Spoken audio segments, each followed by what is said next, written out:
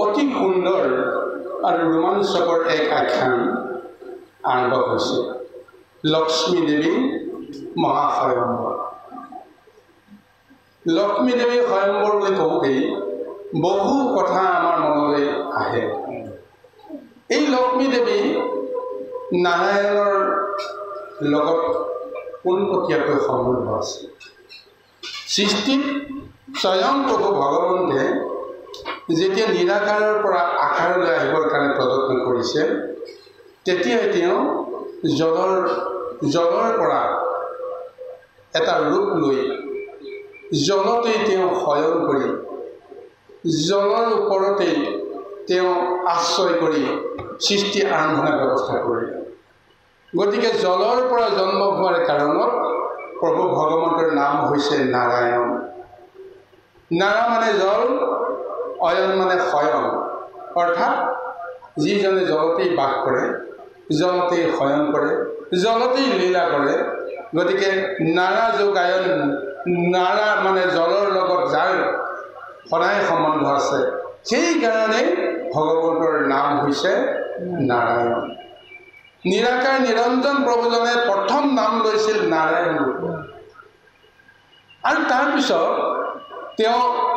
দেহৰ পৰা তিনিটা মহাশক্তি সৃষ্টি কৰিলে, যাক আদ্য শক্তি বুলি কোৱা হৈছে। প্ৰকৃতিৰ ৰূপত সৃষ্টি কৰিছিল। গতিকে সেই তিনি শক্তিকে আমি পৰিচয় পাওঁ ৰাধা, লক্ষ্মী আৰু দুৰ্গা ৰূপত। স্বৰূপতে ক'বলৈ গ'লে ৰাধা, লক্ষ্মী, দুৰ্গা এও এক নিৰাকাৰ এক শক্তি। মানে যি কি নহওক, এইটো তাৰপিছত লৌকিকত যেনেকৈ তেওঁ আহি গ'ল, তিনি দেৱীৰ সৃষ্টি হ'ল, তিনি দেৱীৰ কাৰণে তিনিজন দেৱতাৰ প্ৰয়োজন হ'ল। গতিকে প্ৰভু ভগৱন্তে নিজৰ অংশৰ পৰাই, নিজেতো নাৰায়ণ ৰূপত আছে, নিজৰ অংশৰ পৰাই তিনিটা দেৱক সৃষ্টি কৰিলে। সেই দেৱই হৈছে বিষ্ণু, ব্ৰহ্মা বিষ্ণু আৰু মহেশ্বৰ এটা সৃষ্টিৰ আদিতে সেই তিনি দেৱীক তিনিজন দেৱৰ লগত এটা সম্বন্ধ ৰক্ষা কৰি সৃষ্টিখন আৰম্ভ কৰিছে লৌকিক জগতখন আৰম্ভ কৰিছে যে বিষ্ণুৰ দেৱীগৰাকীৰ নাম হৈছে লক্ষ্মী ব্ৰহ্মাৰ দেৱীগৰাকীক কোৱা হৈছে সৰস্বতী আৰু শিৱৰ গৰাকীক কোৱা হৈছে দুৰ্গা কিন্তু স্বৰূপতে ক'বলৈ গ'লে ব্ৰহ্মা বিষ্ণু মহেশ্বৰৰ এটাই ৰূপ লৌকিক জগতত মায়া সংসাৰৰ তিনিটা ৰূপ দেখুৱাই মায়া লীলা কৰিছে লক্ষ্মী সৰস্বতী আৰু পাৰ্বতীও সেই একেই ৰূপ এক দেৱীৰে ৰূপ লৌকিক দৃষ্টিত তেওঁলোকক ভিন্নতা দেখুৱাই কৰ্মখিনি কৰিছে এতিয়া আমাৰ প্ৰশ্ন আহিল সৃষ্টিৰ আদিতে বিষ্ণু আৰু নাৰায়ণৰ লক্ষ্মীৰ লগত সম্বন্ধ ঘটিল কিন্তু আজি এতিয়া পদবন্ধত উল্লেখ হৈছে যে এতিয়াহে লক্ষ্মীৰ স্বয়ংবৰ কথাটো আহিছে কিয় আদিতে তেওঁলোকৰ সাংসাৰিক এটা সম্বন্ধ ঘটিল বৈবাহিক সম্বন্ধ তেতিয়া হৈছিল নে নহৈছিল এয়া আদ্য ৰূপত জগতে হয়তো মানি লৈছে কিন্তু বিধিগতভাৱে সেই বিবাহ হোৱা নাছিল গতিকে প্ৰভু ভগৱন্তে লীলাৰ মাজেৰে গৈ এটা বিধিৰ মাজত গৈ আজি পুনৰ সম্বন্ধ কৰিবলৈ গৈ আজি সমুদ্ৰ মন্থনৰ দৰে এক মহা লীলা কৰিব লগা হ'ল তাৰ আগে আগে তেওঁ এক মহালীলাৰ কৰি তেওঁ নিজৰ ভাৰ্যাগৰাকীৰ লগতেতো আছে লৌকিকভাৱে কিন্তু সেই ভাৰ্যাগৰাকী দুৰ্বাসা মুনিৰ অভিশাপৰ দোহাই দি ইন্দ্ৰক দিলে অভিশাপ দুৰ্বাসা মুনিয়ে কিন্তু তাৰ ফল ভুগিব লগা হ'ল কোনে লক্ষ্মী আৰু নাৰায়ণ বা বিষ্ণু যে মহা অহংকাৰী ইন্দ্ৰক অভিশাপ দিলে যে তোমাৰ অসহ্য বিভূতি সম্পদৰ কাৰণতে তোমাৰ ইমানখিনি অহংকাৰ গতিকে তোমাক মই অভিশাপ দিলোঁ তুমি লক্ষ্মীহাৰা হোৱা তিনি তৈলোকতে তুমি এটা দুৰ্ভিক্ষৰ মাজেৰে তুমি ভিক্ষাৰীৰ ৰূপত তুমি অৱতীৰ্ণ কৰা যেন তোমাৰ মনৰ অহংকাৰৰ সমস্তবিলাক নাশ হৈ যায় দুৰ্বাসাক দিলে অভিশাপ লক্ষ্মীয়ে থৰহৰি কম্পমান হৈ নাৰায়ণৰ ওচৰত আহি ক্ষমা কৰিছে হে প্ৰভু মোৰ কি দোষ যদি তিনি তৈলোকৰ পৰাই যদি মই আঁতৰি যাব লাগে অন্তৰ্ধান হ'ব লাগে মইতো তোমাৰ পৰা আঁতৰিব লাগিব তোমাৰ সেৱাৰ পৰাটোতো মইতো বঞ্চিত হ'ব লাগিব গতিকে এয়াতো তোমাৰেই লীলা মোৰ কি দোষ যাৰ কাৰণত মই তোমাৰ সেৱাৰ পৰা মই বঞ্চিত হ'ব লগা হ'লোঁ তেতিয়া নাৰায়ণে তেওঁক বুজাইছিল যে তুমি চিন্তা নকৰিবা লৌকিক দৃষ্টিতেহে তুমি আৰু মই এৰাৰি হৈ থাকিম কিন্তু স্বৰূপতে তুমি আৰু মইতো কোনো কাৰণে এৰাৰি হ'ব নোৱাৰোঁ গতিকে তুমি লৌকিক লীলাটো দেখুৱাই মোৰ পৰা আঁতৰি থকাৰ ব্যৱস্থাখন তুমি ল'ব লাগিব গতিকে ভক্তৰ কাৰণে কাৰোবাৰ বাক্য ৰক্ষা কৰিবৰ কাৰণে ঈশ্বৰ হ'লেও ভগৱন্ত হ'লেও ভকতৰ সমান দুখী হ'ব লাগিব ভকতৰ সমান সুখী হ'ব লাগিব আৰু সুখ আৰু দুখত ভগৱন্তেও স্বীকাৰ কৰিব লাগিব একমাত্ৰ ভকতৰ কাৰণে গতিকে লক্ষ্মী দেৱী পঠিয়ালে ক'লৈ যে জলৰ মাজত সাগৰত তেওঁ লুকাই থাকিবৰ কাৰণে নিজৰ ৰূপ পৰিহাৰ কৰি জলৰ লগত বিলীন হৈ থাকিবৰ কাৰণে তেওঁক এই ব্যৱস্থাত দিলে আৰু ইন্দ্ৰই বিচাৰি নাপায় লক্ষ্মীৰ স্বৰূপত যেতিয়া কোনো ৰূপ দেখা নাপালে তেতিয়া তেওঁ সেই দুৰ্বাসা মুনিৰ অভিশাপক লৈ অকাল অনাতন দুৰ্ভিক্ষৰ এই সমস্ত বিলাকৰ মাজত দৈত্য শক্তিৰ ভয়ত পলাই থাকিব লগা হ'ল বাৰু যি কি নহওক প্ৰভু ভগৱন্তৰ শ্ৰীচৰণত যেতিয়া দেৱতাসকল পুনৰ গ'ল দেৱতাসকলে পুনৰ যোৱাৰ লগে লগে ভগৱন্তে লীলাটো আৰম্ভ কৰি দিয়ে যে তোমালোকৰ কাৰণে মই মোৰ ভাৰ্যাক মই হেৰুৱাব লগা হলো গতিকে এটা তোমালোকৰ জৰিয়তে মই মোৰ ভাৰ্যাক উদ্ধাৰ কৰিব লাগিব অন্তৰত ভগৱন্তে সেইটোকে পৰম ল'লে কিন্তু বাহিৰত তেওঁলোকক ক'লে যে দৈত্যৰ পৰা তোমালোকে যদি ৰক্ষা পাব লাগে আৰু যদি পুনৰ স্বৰ্গ ভোগ কৰিবৰ কাৰণে লাগে তেতিয়াহ'লে তোমালোকে অমৃত মন্থন কৰিব লাগিব সাগৰ মন্থন কৰিব লাগিব সাগৰত যিটো অমৃত আছে অমৃত বাহিৰ কৰিব লাগিব সেই অমৃত যেতিয়া তোমালোকে পাবা দৈত্যসকলে তোমালোকক একো কৰিব নোৱাৰে কিন্তু দৈত্যসকলৰ এতিয়া বোলে প্ৰথম শক্তি এটা আছে কাৰ জৰিয়তে তেওঁলোকৰ গুৰু শুক্ৰাচাৰ্যৰ জৰিয়তে মৃত সঞ্জীৱনী মন্ত্ৰৰ জৰিয়তে দৈত্যসকলক মৰাৰ পৰা বাৰে বাৰে তেওঁ জীয়াই তোলে কিন্তু তোমালোকৰ সেই শক্তিটো নাই কাৰণে আজি তোমালোকৰ দুৰ্দশাৰ অন্ত নাই গতিকে অমৃত মন্থন কৰিব লাগিব অমৃত মন্থন কৰিলে যি অমৃতৰ ভাগ ওলাব সেই অমৃতৰ ভাগ মই তোমালোকক বাক্য দিলেও আনক নিদিওঁ দৈত্যসকলক নিদিওঁ আমি তোমালোককে দিওঁ এই অমৃতৰ স্বপ্ন দেখুৱাই এতিয়া অমৃত সাগৰ মন্থন কৰিব লাগিব দেৱতাসকলে কৈছে আমি কেনেকৈ আমি সাগৰ মন্থন দেৱতাসকলে কৰি নোৱাৰিম নহয় কাৰণ দৈত্যৰ ভয়তে আমি পলাই আছোঁ সাগৰ মথিবৰ কাৰণে যদি আমি সকলো দেৱতা ওলাই যাওঁ দৈত্যসকলে যদি দেখা পায় আমাকতো সোধাই আহিব লাগিব যেতিয়া কৃষ্ণই ক'লে তাৰ উপায় আছে মই দিছোঁ সেইটো উপায় সেই উপায় মতে কৰা যে এই মুহূৰ্ততে বলিৰ ওচৰলৈকে যোৱা দৈত্যপতি বলিৰ ওচৰত মোৰ কথা ক'বা স্বৰূপতে তোমালোকেতো সকলোৱে ভাই একে পিতৃৰ সন্তান গতিকে সেই সম্বন্ধটো দেখুৱাই দি মোৰ কথা ক'বা যে দেৱতা দৈত্যসকলে ঘৰতে কাজিয়া লাগি থাকি কি লাভ আছে আমি একেলগে ভাই ককাই যদি মিলি চলিব পাৰোঁ জীৱনত আমাৰ কোনো দিন আমাৰ আকাল নাথাকিব আমাৰ মানে কোনো দুৰ্যোগ নাথাকিব আৰু তাতে অমৃত যদি আমি মন্থন কৰি বাঢ়ি কৰিব পাৰোঁ তোমালোকেও যদি খোৱা আমিও যদি খাওঁ আমিতো অমৰ হৈ যাম গতিকে বিষ্ণুৱে কৈছে প্ৰভুৱে কৈছে যে আমি আগৰ শত্ৰুতা ত্যাগ কৰি আমি দুয়ো পক্ষে গৈ সাগৰ মঠিব লাগে বলা ঈশ্বৰৰ কথা কোৱাৰ লগে লগে বলিৰটোতো মাতি নাইকিয়া হ'ল কাৰণ ঈশ্বৰৰ পৰম ভক্ত বলি বিষ্ণুৰ যদি ইচ্ছা আছে ভগৱন্তৰ যদি ইচ্ছা আছে সাগৰ মঠিব লাগে হ'ব পূৰ্বৰ শত্ৰুতা ত্যাগ কৰি দিলে দৈত্যসকলক আদেশ দিলে যে তোমালোকে স্বৰ্গৰ পৰা যিমানবিলাক দেৱতাসকলৰ সম্পত্তি কাঢ়ি আনিছিলা লুকুৱাই থৈছিলা সাঁচি থৈছিল চব উলিয়াই লৈ আহা দেৱতাসকলক ঘূৰাই দিয়া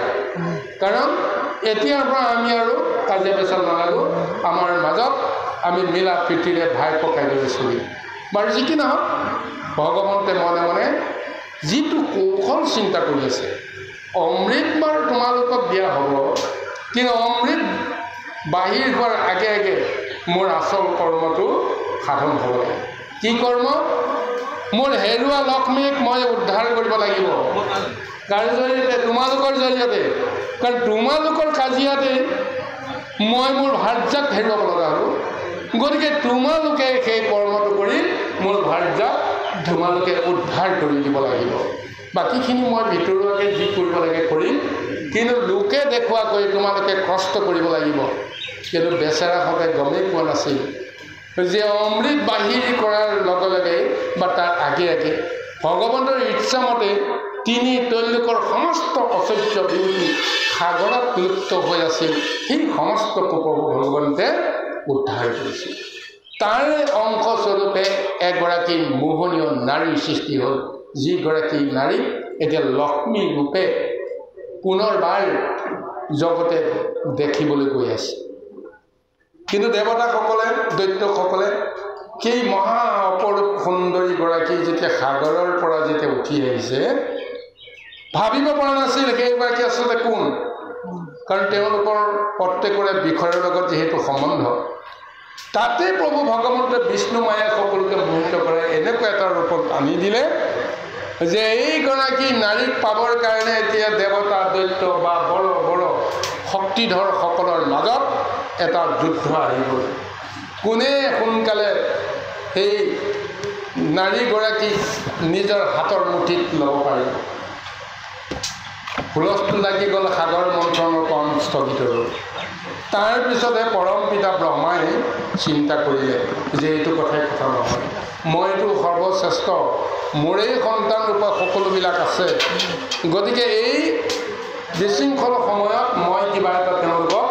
বিধি বিধান এটা দিব লাগিব তেতিয়াই সেই দেৱতাসকল দৈত্যসকলক বুজাই কৈছে যে তোমালোকে অনৰ্থ নকৰিবা তোমালোকে অধৰ্ম নকৰিবা এগৰাকী নাৰীয়ে তেওঁৰ যিটো বিধিগত যিটো ব্যৱস্থা সেই ব্যৱস্থাটো যদি পাব লাগে তেওঁ যাক বিচাৰে তেওঁ যাক স্বামী হিচাপে তেওঁ বৰণ কৰিব বিচাৰে তেওঁহে লাভ কৰিব পাৰিব ভাৰ্যাৰূপত এইগৰাকী গতিকে তেওঁক নুসুধাকৈ তেওঁক সুযোগ নিদিয়াকৈ আমি কাজিয়া পেচাল লাগি হুলস্থুল কৰি থাকিলে একো কাৰ্যক্ষিত নহ'ব গতিকে নাৰীগৰাকীৰ সমাৰম্ভৰ ব্যৱস্থা কৰক যিয়ে তেওঁৰ বৰমাল্য পিন্ধিবলৈ সৌভাগ্যৱান হ'ব তেওঁৱে পাব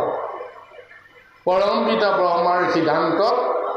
এতিয়া সকলোৱে মানি ল'বলৈ বাধ্য হ'ল কাৰণ বিধিগত ব্যৱস্থাটো সেইটোৱে হয় এতিয়া আহি গ'ল পৰবন্ধে বিষয়সমূহ থিৰাং হৈ গ'ল যে কোন তাৰিখত এইগৰাকী নাৰীক এতিয়া বিবাহৰ কাৰণে স্বয়ম্বৰ সভাৰ জৰিয়তে সজাই কৰি দিব স্বৰূপতে ক'বলৈ গ'লে তেওঁতো পিতৃও নাই মাতৃও নাই লৌকিকত পিতৃ মাতৃহীনা এগৰাকী নাৰীয়ে কোনো কাৰণতে বিধিগতভাৱে বৈবাহিক সম্বন্ধ কৰিব নোৱাৰে এইটো লৌকিক দৃষ্টি পুৰুষৰ ক্ষেত্ৰতো একেই পিতৃ মাতৃ পৰিচয়হীন সন্তানে কেতিয়াও বিধিগতভাৱে বৈবাহিক সম্বন্ধ কৰিব নোৱাৰে এতিয়াতো বাকী দেৱতাসকল বা দৈত্যসকল বা জগতত যিমানসকল আছে প্ৰত্যেকৰে নিজৰ নিজৰ এটা পৰিচয় আছে পিতা কোন বোলে অমুক কিন্তু এতিয়া এই সাগৰ কন্যা সাগৰৰ পৰা জন্ম হৈছে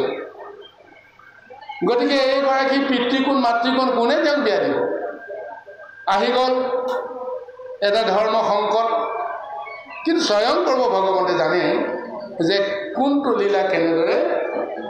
যে সমাপন কৰিব পাৰিব যেতিয়া স্বয়ম্বৰ সভাৰ কথা আহি গ'ল লগে লগে সাগৰে এটা ৰূপ লৈ আহি গ'ল এটা দেৱতাৰ ৰূপ লৈ আহি গ'ল আহি গৈ সাগৰে পৰিচয় দিছে যে এইগৰাকী মোৰে কন্যা ময়ে ইয়াক এতিয়া বিয়া দিব লাগিব কাৰণ সাগৰৰ পৰা জন্ম হৈছে যেতিয়া সাগৰে দায়িত্ব ল'লে যে মই কন্যাগৰাকীক বিধিগতভাৱে বিবাহ দিয়াৰ সমস্ত কৰ্ম মই কৰিব লাগিব গতিকে সেইকাৰণে কৈ আছে যে অগ্নি মূৰ্তি ধৰি আঁকি ভৰিলা সাগৰৰ প্ৰত্যেক সাগৰটো জল ৰূপত আছে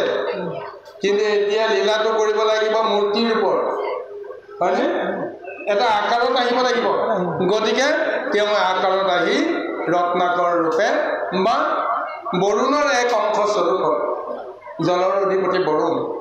সেই ৰত্নাকৰ ৰূপত মূৰ্তি ধৰি তেওঁ দেৱতাসকলৰ দৰে তেওঁ এটা ৰূপ লৈ আহি তেওঁ প্ৰথমতে কি দিছে অগ্নিশৌচ নামে পীত বস্ত্ৰ লৈ খানি দিলন্ত সাগৰে ৰংগে লৈলন্ত গোসানি এগৰাকী বিবাহযোগ্য কন্যাক বিয়াৰ প্ৰথম সাজটো পিতৃয়ে দিব লাগিব পিতৃ দিঘৰ পৰা দিব লাগিব এইটো এটা বিধিগত এটা ব্যৱস্থা গতিকে সেইকাৰণে সাগৰে সেই লক্ষ্মী দেৱীক দিবৰ কাৰণে বা জীয়েকক দিবৰ কাৰণে নিজে অগ্নিশৌচ নামে পীত বস্ত্ৰ ভগৱন্তে আটাইতকৈ ভাল পোৱা বস্ত্ৰ কৰ্মৰ নাম হৈছে পীত বস্ত্ৰ সেই পীত বস্ত্ৰ অগ্নিশৌচৰ নামেৰে দুখন বস্ত্ৰ তেওঁ দি দিছে আৰু আনন্দ মনে গোসাঁনীৰ ভাগ পৰিধান কৰিছে কিন্তু ইমানখিনিলৈকে লক্ষ্মীৰ মনৰ ভাৱ কি আছে কোনেও গম পোৱা নাই তেওঁ মনে মনে যিটো চিন্তা কৰি আছে সেইটোৱে এতিয়া চলি আছে বাৰু যি কি নহওক ইয়াৰ পিছত বিয়া এখন দিবৰ কাৰণেতো কইনা ঘৰীয়া এটা পক্ষ লাগিব আয়োজন কৰিব লাগিব কইনাগৰাকী সজাই পৰাই কোনে দিব এতিয়া তিনি তৈলোকত দেৱতাসকলেই হওক গন্ধৰ্বসকলেই হওক তেওঁলোকেতো অন্তৰাত্মাই বুজি পাই আছে আচলতে এইগৰাকী কোন এইগৰাকীৰ প্ৰতি আমাৰ দায়িত্ব কি কৰ্তব্য কি আৰু এইগৰাকীক মনৰ বাঞ্ছা অনুসৰি স্বামী বৰণ কৰাৰ সুযোগটো যদি আমি দিব লাগে তেতিয়াহ'লে আমিও নিশ্চয় নিজৰ শক্তি সামৰ্থ্য অনুযায়ী এই বিবাহত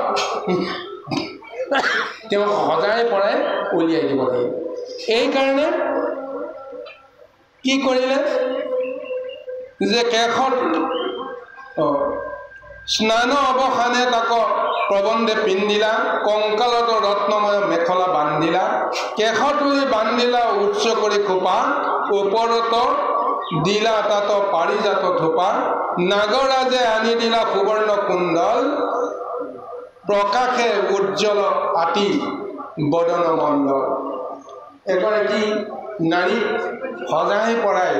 তুলিবৰ কাৰণে যিমানখিনি ঐশ্বৰ্য লাগে বিভূতি লাগে সম্পদ লাগে অলংকাৰ লাগে সেইখিনি ক'ত আছে বাৰু স্বৰূপতে ক'বলৈ গ'লে সেইখিনিতো প্ৰকৃতিতে আছে কাৰোবাৰ দায়িত্বত আছে সেই দায়িত্ববিলাক পালন কৰি আছে সেইসকলে এতিয়া প্ৰভু ভগৱন্তৰ ইচ্ছা সমস্তবিলাকে নিজৰ নিজৰ শক্তিৰে সেৱা কৰিব লাগিব গতিকে সেই কাৰণতে নাগৰাজেও আনি দিছে সুবৰ্ণ কুণ্ডল সোণৰ কুণ্ডল নাগৰাজ মানে সদায় ৰত্নৰ ভাণ্ডাৰ ক'ত থাকে নাগৰাজৰ লগত থাকে পাতালত থাকে জলত থাকে আৰু সেই ৰত্নৰ ভাণ্ডাৰ নাগৰ অধীনত থাকে কাৰণে এতিয়া নাগৰাজে সুবৰ্ণ কুণ্ডলৰ ৰূপত তেওঁৰ শক্তিখিনি আজি সজাই পৰাই আনি লক্ষ্মীৰ সেৱাত নিয়োজিত কৰিবলৈ প্ৰযত্ন কৰিছে অপেশ্বৰীসকলে দাস দাসীৰ ৰূপত আহি কন্যাগৰাকীক বা লক্ষ্মী আইক সজাই পৰাই দিবৰ কাৰণে প্ৰযত্ন কৰিছে কেনেকৈ পিন্ধাব লাগিব কেনেকৈ চুলি বান্ধিব লাগিব ইত্যাদি এটা লৌকিক পৰিৱেশ এটা তেওঁলোকে প্ৰদান কৰি গৈ আছে ইয়াৰ পিছত আহকচোন লক্ষ্মী আই কেনেকৈ শয়নৰ দিশলৈ আগবাঢ়ে নিজকে কেনেকৈ সদায় পৰাই তুলিবলৈ প্ৰযত্ন কৰে সেইখিনি কথা আমি পদৰ মাজেৰে বিচাৰিবলৈ যত্ন কৰোঁ কৃষ্ণ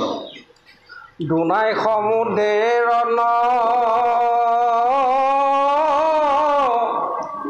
মালা দিলা গলে সপ্ৰদীপা পৃথিৱীত সমেন মোলে কুমকুমে চন্দনে দেহা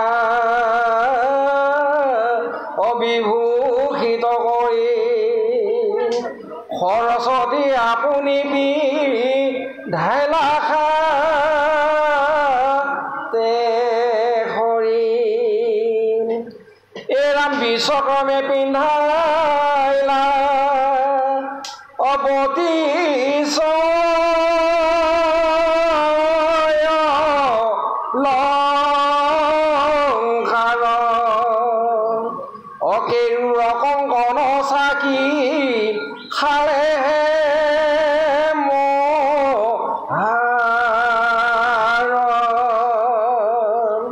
ৰত্নৰ গুলীয়া গল পাতা জেঠি মুঠি অদশ আঙ্গুলিত জাপ সোণাৰ আঙ্গুঠি ক্ষীৰত মুকুট ক্ষীৰে প্ৰকাশে সিন্দুৰ অৰুণু জুনু বাজে পাৱে ৰত্নৰ অনুপুৰণ এৰাম জলে আঙ্গুলিত ৰত্ন ওজন তীৰপান্তি তলৈক মোহন পদ পংকজ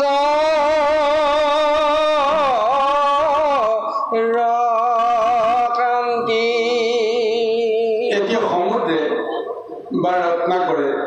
বা সাগৰে একেজনকে কোৱা হৈছিল। তেওঁ নিজৰ জীয়েকৰ কাৰণে প্ৰথমতে তেওঁ অগ্নি শৌচ নামে দুখন পীতবস্ত্ৰ আনি দিছে।